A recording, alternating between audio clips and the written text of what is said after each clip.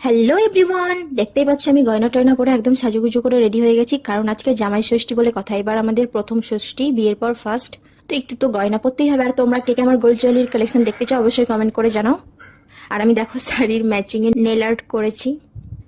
চলো বাড়ির দিকে যাওয়া যাক, অনেকটাই লেট হয়ে গেছে। আমার হাতে যেহেতু ব্যাগ ছিল তাই তোমাদের সঙ্গে ভিডিও আর শেয়ার করতে পারিনি।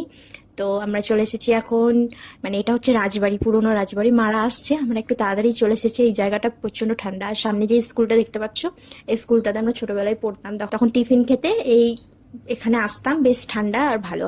তোমাদেরকে ভেতরটা দেখাচ্ছি, চলো। এখানে দোল পূর্ণিমাতে মেলা হয়। পুরো মাঠটা যেটা দেখতে পাচ্ছ, পুরো মাঠটাতে মেলা বসে।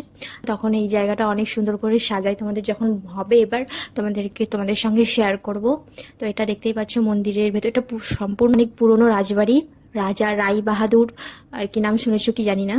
তো ওনাদেরই বংশধর আছে এখন এখানে।